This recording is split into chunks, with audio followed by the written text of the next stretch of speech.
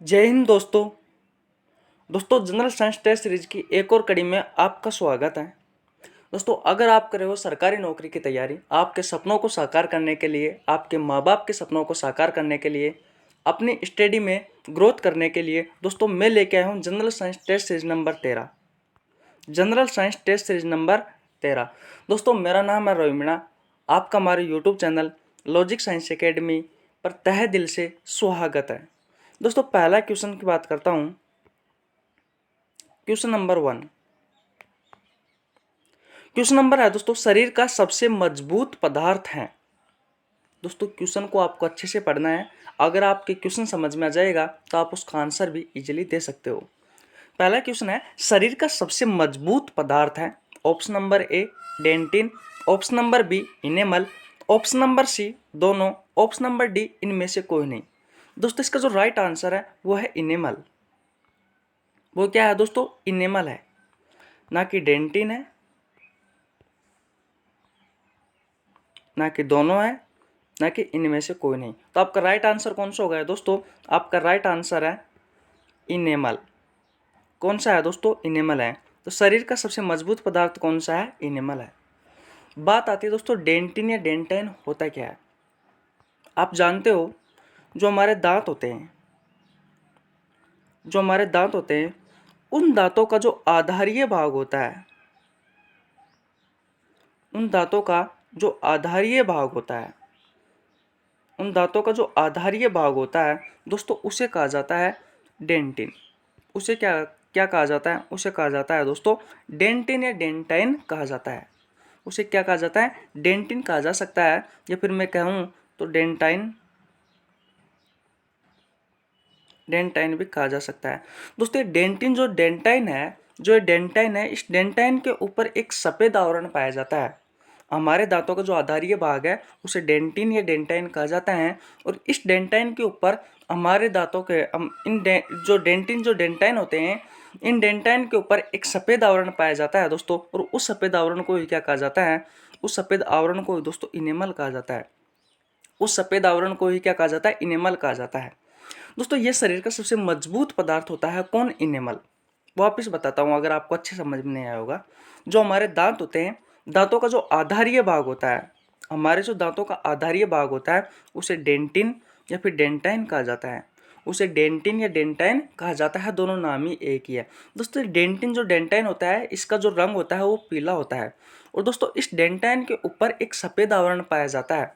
हमारे दांतों में जो हमारे दांतों का जो आधारीय भाग होता है वो डेंटिन या डेंटाइन कहलाता है, और इस डेंटाइन के ऊपर एक सफ़ेद आवरण पाया जाता है। इस सफ़ेद आवरण को क्या कहा जाता है दोस्तों? इनेमल कहा जाता है।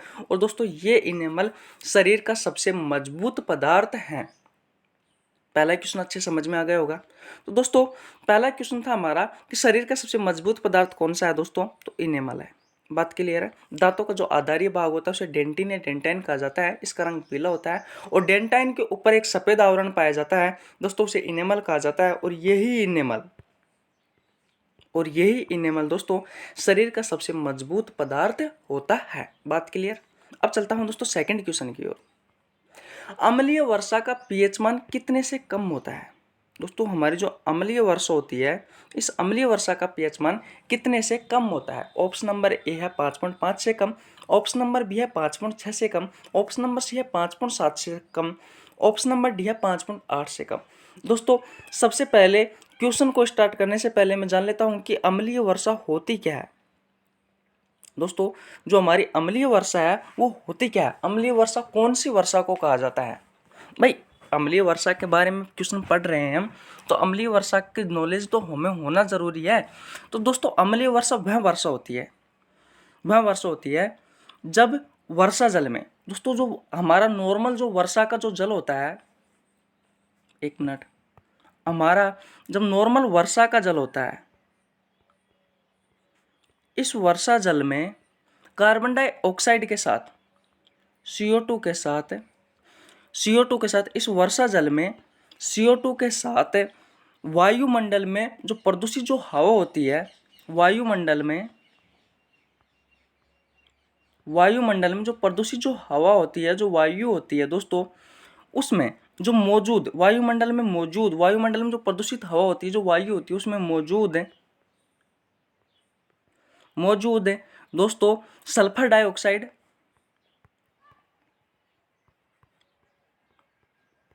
सल्फर डाइऑक्साइड, सल्फर डाइऑक्साइड और दोस्तों सल्फर डाइऑक्साइड और नाइट्रोजन ऑक्साइड, नाइट्रोजन ऑक्साइड मिश्रित हो जाती है दोस्तों, नाइट्रोजन ऑक्साइड क्या हो जाती है, मिश्रित हो जाती है। दोस्तों होता क्या है, जो हमारा वर्षा जल होता है, जो हमारा वर्षा का जो जल होता है उसमें कार्बन डाइऑक्साइड के साथ CO2 के साथ वायुमंडल की जो प्रदूषित वायु होती है उसमें मौजूद सल्फर डाइऑक्साइड और नाइट्रोजन ऑक्साइड दोस्तों दोनों मिश्रित हो जाती है। पहली बात क्लियर हो गई कि हमारा जो साधारण जल होता है, साधारण जल में कार्बन डाइऑक्साइड के साथ वायुमंडल में उपस्थित जो प्रदूषित जो वायु होती है, जो गैसें होती है, उसमें मौजूद सल्फर डाइऑक्साइड और नाइट्रोजन ऑक्साइड दोनों मिश्रित हो जाती है। और दोस्तों ये क्या करती है, मिश्रित होकर के जो वर्षा जल से क्रिया करके, मिश्रित करके जो वर्षा जल होता है, इस वर्षा जल से क्रिया करती है दोस्तों, वर्षा जो जल है इस वर्षा जल से क्रिया करती है और दोस्तों क्या बना लेती है, ये बना लेती है दोस्तों सल्फ्यूरिक सल्फ्यूरिक अम्ल और दोस्तों नाइट्रिक अम्ल, सल्फ्यूरिक अम्ल और नाइट्रिक अम्ल बना लेती है दोस्तों। और सल्फ्यूरिक अम्ल और नाइट्रिक अम्ल बना लेती है दोस्तों। और यह बनाकर जब दोस्तों ये जल पृथ्वी पर गिरता है दोस्तों, तो दोस्तों इस पृथ्वी पर जो जल गिरता है दोस्तों, इस ही जल को क्या कहा जाता है, अम्लीय वर्षा कहा जाता है। इसी ही जल को क्या कहा जाता है दोस्तों, अम्लीय वर्षा कहा जाता है। बात अच्छे से क्लियर हो गई नहीं हुई दोस्तों, दोबारा बताता हूँ, कोई दिक्कत नहीं, एक बार नहीं, दो बार नहीं, तीन बार बताऊंगा, लेकिन आपको अम्लीय वर्षा क्लियर होनी चाहिए।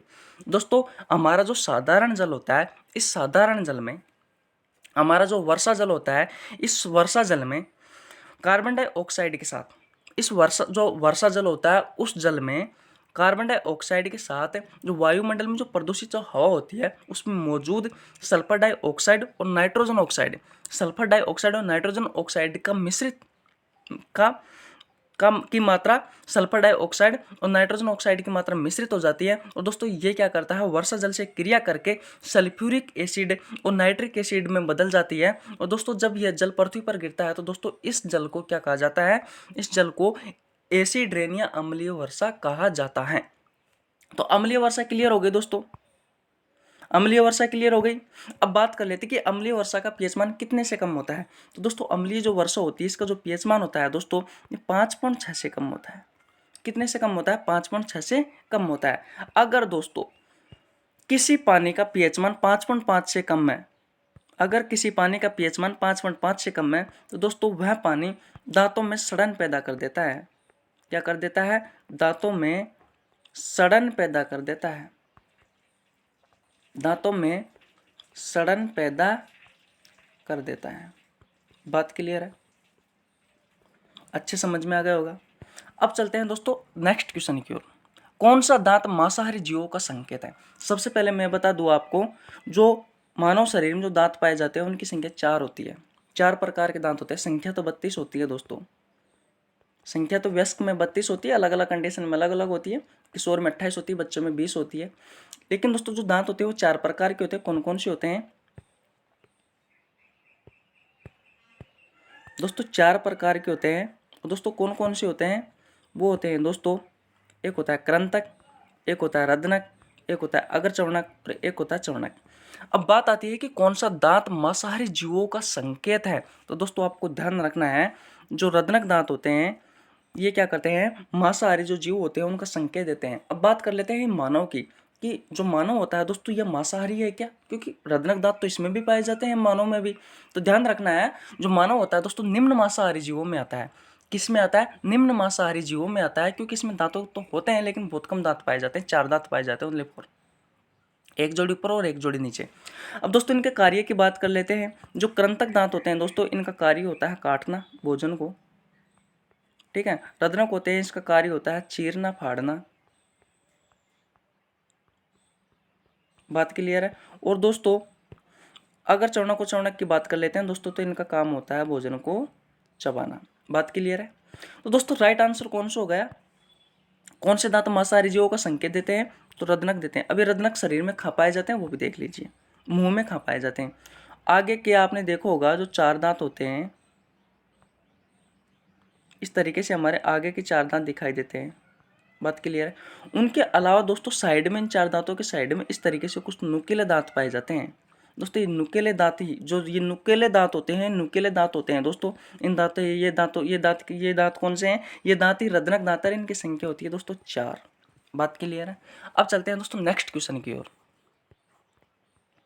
हाथी में दिखाई देने वाला दांत कौन सा है? कृंतक दांत है, रदनक दांत है, आगर चौणक दांत है या चौणक दांत है? तो ध्यान रखना है, जो हाथी में, हाथी होता है हाथी, इस हाथी में जो बाहर की ओर जो दिखाई देता है ना दांत, बाहर दिखाई देता है ना दांत, वो दांत होता है दोस्तों कृंतक। कौन सा होता है? वो होता है कृंतक होता है। और कृंतक भी कौन सा होता है? ऊपरी जबड़े का होता है दोस्तों, ऊपरी जबड़े का। बात क्लियर है? जो कृंतक दांत दिखाई देता है दोस्तों हाथी में, वो ऊपरी जबड़े का होता है। इस बात का भी आप ध्यान रखना है, डायरेक्ट एग्जाम में पूछ लिया जाता है कभी कभी। उसके बाद आगे चलते हैं दोस्तों। स्तनधारियों में सबसे अधिक दांत किन जीवों में पाए जाते हैं? तो दोस्तों स्तनधारी होते हैं, स्तनधारियों में सबसे अधिक जो दांत होते हैं वो किन जीवों में पाए जाते हैं? घोड़ा में, option number A, option number B सुअर में, ऑप्शन नंबर सी दोनों में, ऑप्शन नंबर डी इनमें से कोई नहीं। तो ध्यान रखना है दोस्तों, जो घोड़े और जो सुअर होते हैं दोस्तों, दोनों में 44 दांत पाए जाते हैं। कितने कितने दांत पाए जाते हैं? 44 दांत पाए जाते हैं। इसलिए दोस्तों इसका राइट आंसर हो जाएगा सी, क्योंकि दोनों में ही 44 दांत पाए जाते हैं। और स्तनधारियों में सबसे अधिक दांत किन में पाए जाते हैं? घोड़े और सुअर में पाए जाते हैं। इसलिए दोस्तों इसका जो राइट आंसर है वो ऑप्शन नंबर सी है, दोनों। बात क्लियर है? अब चलते हैं नेक्स्ट क्वेश्चन की ओर। क्वेश्चन नंबर 6, अकलदाढ़ कौन से दांतों को कहा जाता है? दोस्तों ऑप्शन नंबर ए है अगर चौणक की पहली जोड़ी को, ऑप्शन नंबर बी है अगर चौणक की दूसरी जोड़ी को, ऑप्शन नंबर सी है चौणक की दूसरी जोड़ी को, और ऑप्शन नंबर डी है चौणक की तीसरी जोड़ी को। दोस्तों ये अगर चौणक है, इसे प्रीमोलर कहा जाता है, प्रीमोलर। बात क्लियर है? और जो चौणक है दोस्तों, इसे मोलर कहा जाता है। अगर आपको समझ में नहीं आ रहा है तो मैं बता देता हूँ, प्रीमोलर और मोलर। दोस्तों पहली जोड़ी और दूसरी जोड़ी ये क्या होती है, अभी बताता हूँ। दोस्तों होता क्या है, जब हम वयस्क का दंत सूत्र लिखते हैं दोस्तों, मैंने पाचन तंत्र में जब दांत पढ़ाए थे, कल ही वीडियो में बताए थे दोस्तों, कल शाम को ये मेरी वीडियो आई थी, उसमें मैंने दांतों के बारे में चर्चा की थी। पूरा एक 40 मिनट की क्लास दोस्तों दांतों पर पढ़ाई थी। इसलिए दांत बहुत इंपॉर्टेंट है दोस्तों पाचन तंत्र चैप्टर में, और इनसे बहुत अच्छे अच्छे क्वेश्चन निकल के आते हैं, जैसे कि मैंने आपके सामने रखे हैं। अगर आप दांतों के बारे में जानना चाहते हो तो जाओ, पहले डिस्क्रिप्शन में आपको लिंक मिल जाएगा, उस वीडियो को देख सकते हो आप। दोस्तों वयस्क होता है, वयस्क का जो वयस्क होता है, वयस्क में दांतों की संख्या 32 होती है। और दोस्तों वयस्क में दांतों की संख्या 32 होती है। इसका जो दंत सूत्र होता है दोस्तों, और हमेशा मैंने बताया आपको कल, जो दंत सूत्र होता है दोस्तों आधे जबड़े का लिखा जाता है। तो 21, 23, 21 और 23। दोस्तों ये तो है वयस्क का दंत सूत्र। दोस्तों ये है, ये दो आगे का, दो जोड़ी आगे की है दोस्तों, ये रदनक की है, सॉरी कृंतक की है। दोस्तों ये एक है, ये रदनक की है, और दोस्तों ये दो है, ये अगर चौणक की है, और ये 3 है चौणक की है। बात क्लियर है? आगे आगे कृंतक, फिर रदनक, फिर अगर चौणक, फिर चौणक। बात क्लियर है? उसके बाद हम दोस्तों बात करते हैं जो किशोर होता है, इस किशोर का दंत सूत्र क्या होता है? किशोर में 28 दांत होते हैं, और इसका जो दंत सूत्र होता है दोस्तों वो होता है 21, 22, 21, 22। अब दोस्तों इसमें कौन से दांतों की कमी होती है? तो आपको स्पष्ट रूप से दिख रहा होगा कि यहाँ पर जो चौणक है, जो मोलर है, इन मोलर दांतों की कमी है, क्योंकि यहाँ पे तो 3 जोड़ी है, यहाँ पे 2 जोड़ी है, यानी कि एक जोड़ी ऊपर और एक जोड़ी नीचे। और मैंने आपको कल अच्छे से बताया था कि जो एक जोड़ी होता है उसमें दांतों की संख्या कितनी होती है दोस्तों? एक जोड़ी में जो दांतों की संख्या होती है दोस्तों वो होती है 2। तो 2 दांत ऊपर, 2 दांत नीचे। तो दोस्तों चौणक की जो तीसरी जोड़ी होती है, जो मोलर की जो तीसरी जोड़ी होती है, उसमें दोस्तों 4 दांत होते हैं। चौणक की जो तीसरी जोड़ी होती है उसमें 4 दांत होते हैं, एक जोड़ी तो ऊपर पाया जाता है, एक जोड़ी नीचे पाया जाता है, एक जोड़ी में 2 दांत होते हैं, 2 दांत ऊपर होते हैं, 2 दांत नीचे होते हैं। तो चौणक की तीसरी जोड़ी कम होती है दोस्तों। तो आपको ध्यान रखना है, जो अकलदाढ़ कौन से दांतों को कहा जाता है कि जो चौणक की तीसरी जोड़ी है, जो मोलर है, मोलर की जो तीसरी जोड़ी है, इस तीसरी जोड़ी को ही क्या कहा जाता है दोस्तों? तीसरी जोड़ी के जो दांत होते हैं 4, उन चारों दांतों को ही क्या कहा जाता है दोस्तों? अकलदाढ़ कहा जाता है। उन चारों दांतों को ही क्या कहा जाता है दोस्तों? अकलदाढ़ कहा जाता है। बात क्लियर है? अगर दोस्तों आपको क्वेश्चन समझ में नहीं आ रहे तो जाओ पहले दोस्तों पाचन तंत्र में दांत पढ़ो, उसके बाद में आपको बहुत अच्छे से समझ में आएगा दोस्तों। अगले क्वेश्चन की बात करता हूं दोस्तों। पानी में फ्लोराइड की मात्रा अधिक हो जाए तो दांत का निम्न में से कौन सा भाग नष्ट हो जाता है? इनेमल, डेंटिन, दोनों या इनमें से कौन है? सबसे पहले दोस्तों मैं बता दूं कि फ्लोराइड होता क्या है। दोस्तों ये पानी में उपस्थित होता है और अगर इसकी कमी हो जाती है, अगर इसकी मात्रा अधिक हो जाती है पानी में, तो दोस्तों एक फ्लोरोसिस नामक रोग हो जाता है। फ्लोरोसिस फ्लोरोसिस नामक रोग हो जाता है दोस्तों। और ये फ्लोरोसिस नामक रोग के लक्षण क्या है, इसका कार्य क्या है दोस्तों, ये किसको हानि पहुंचाता है? तो दोस्तों जो फ्लोरोसिस है, ये फ्लोरोसिस रोग में होता है क्या है, जो हमारे दांतों का जो आधारी भाग होता है, मैंने बताया था, उसको क्या कहा जाता है, उसे डेंटिन या डेंटाइन कहा जाता है। अभी थोड़ी देर पहले ही चर्चा करके आया हूँ दोस्तों। जो दांतों का जो आधारी भाग होता है उसे डेंटिन या डेंटाइन कहा जाता है दोस्तों। इसका रंग होता है दोस्तों पीला, इसका रंग होता है पीला। और दोस्तों इस डेंटाइन के ऊपर एक सफेद आवरण पाया जाता है और उस सफेद आवरण को क्या कहा जाता था, उस सफेद आवरण को इनेमल कहा जाता था। और दोस्तों इस सफेद आवरण को इनेमल कहा जाता था। और इस शरीर का सबसे मजबूत पदार्थ था, इस शरीर का सबसे मजबूत पदार्थ था कौन? इनेमल। तो दोस्तों होता क्या है, इस फ्लोरोसिस नामक रोग में ये इनेमल नष्ट हो जाता है। ये इनेमल क्या हो जाता है दोस्तों? नष्ट हो जाता है। और दोस्तों अगर ये इनेमल नष्ट हो जाएगा, क्योंकि सफेद आवरण ही तो है जो दांतों के ऊपर पाया जाता है दोस्तों, जब ये इनेमल नष्ट हो जाएगा तो दोस्तों ये डेंटिन या डेंटाइन वाला भाग है ये दिखाई देने लग जाएगा। और दोस्तों मैंने बताया कि जो डेंटिन और डेंटाइन होता है, इसका जो रंग होता है वो पीला होता है। तो दोस्तों हमारे दांत पीले पड़ने लग जाते हैं इस रोग में। तो अब बात आपको समझ में आए कि पानी में फ्लोराइड की अधिकता से तो कौन सा रोग होता है? फ्लोरोसिस नामक रोग होता है। और इसमें दोस्तों जो इनेमल वाला पार्ट है, दांतों का जो इनेमल वाला पार्ट है दोस्तों, वो नष्ट हो जाता है। इनेमल वाला पार्ट नष्ट हो जाता है दोस्तों। और इसका राइट आंसर कौन सा हो गया? इनेमल हो गया, ना कि डेंटिन, ना कि दोनों, ना कि इनमें से कोई नहीं। बात आपको अच्छे समझ में आ गई होगी। अब चलता हूं दोस्तों नेक्स्ट क्वेश्चन की ओर। किशोर में दांतों की संख्या कितनी होती है? 32, 28, सी में 20 है और डी में 12 है। दोस्तों मैं आपको बता दूं, जो किशोर होते हैं, इस किशोर में जो दांतों की संख्या होती है दोस्तों वो होती है 28। दोस्तों वयस्क होते हैं, इस वयस्क में जो दांतों की संख्या होती है दोस्तों वो होती है 32। दोस्तों जो बच्चे होते हैं, इन बच्चों में दांतों की संख्या होती है दोस्तों 20। दोस्तों ये 20 जो दांत होते हैं दोस्तों, ये 2 बार आते हैं, इसलिए दोस्तों इन्हें अस्थायी दांत कहा जाता है।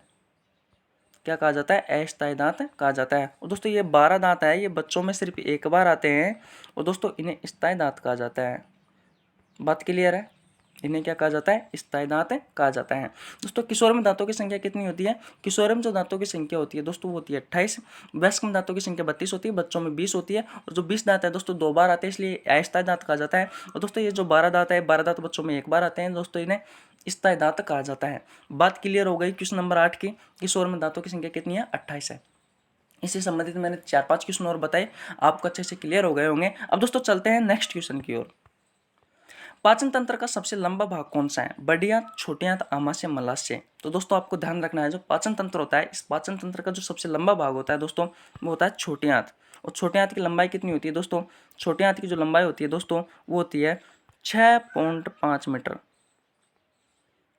6.5 मीटर। और दोस्तों बड़ी आंत होती है, इस बड़ी आंत की जो लंबाई होती है वो होती है 1.5 मीटर। आहार नाल का सबसे लंबा जो भाग है दोस्तों, सबसे लंबा जो भाग है वो छोटी आंत को होता है, वो 6.5 मीटर। बात क्लियर है? तो आपको समझ में आया कि पाचन तंत्र का सबसे लंबा भाग कौन सा होता है दोस्तों? वो होता है छोटी आंत का। छोटी आंत की लंबाई कितनी होती है? 6.5 मीटर। बड़ी आंत की लंबाई कितनी होती है? 1.5 मीटर। आमाशय होता है दोस्तों, आमाशय की आकृति जी आकार की होती है, ये डायरेक्ट एग्जाम में पूछ लिया जाता है। दोस्तों जो मलाशय होता है, ये मलाशय बड़ी आंत का ही एक पार्ट होता है। जो मलाशय होता है दोस्तों, मलाशय बड़ी आंत का एक पार्ट होता है। आपने देखा होगा बड़ी आंत के 3 पार्ट होते हैं। एक तो होता है सीकम, एक मिनट, एक तो होता है सीकम जो कि सेलुलोज को पचाता है, एक होता है कोलन, और एक होता है दोस्तों रेक्टम। दोस्तों जो रेक्टम वाला पार्ट है वही कौन सा पार्ट है? वही मलाशय पार्ट है। बात क्लियर है यहाँ तक? अब चलते हैं दोस्तों नेक्स्ट क्वेश्चन की ओर, जो कि आज का अंतिम क्वेश्चन है। दोस्तों अगर आपको वीडियो अच्छी लगती है तो वीडियो को लाइक कर दिया करो, शेयर कर दिया करो, हमारे चैनल को सब्सक्राइब कर दिया करो। बहुत मेहनत करते हैं यार, और किस लिए कर रहे हैं? आपके लिए ही तो कर रहे हैं। अब दोस्तों नेक्स्ट क्वेश्चन था हमारा 10वां। छोटे बच्चों में सबसे पहले कौन से दांत आते हैं? कृंतक दांत आते हैं, रद्रक दांत आते हैं, अगत चौड़क दांत आते हैं, चौड़क दांत आते हैं। तो ध्यान रखना है आपको दोस्तों, जो छोटे बच्चे होते हैं उन छोटे बच्चों में जो सबसे पहले दांत आते हैं वो आते हैं कृंतक, सबसे पहले। और दोस्तों अगर अंतिम दांतों की बात की जाए तो जो अंतिम दांत आते हैं दोस्तों वो चौड़क दांत आते हैं, अंतिम। और दोस्तों चौड़क में भी कौन सी जोड़ी दांत आते हैं? तीसरी जोड़ी के दांत आते हैं सबसे लास्ट में। तो दोस्तों इन छोटी छोटी बातों का आपको ध्यान रखना है। और दोस्तों ऐसे ही और वीडियो को देखने के लिए, आपकी पढ़ाई को आगे बढ़ाने के लिए, आपकी पढ़ाई में ग्रोथ करने के लिए दोस्तों हमारे साथ जुड़े रहिए। धन्यवाद दोस्तों। जय जवान, जय किसान, जय भारत।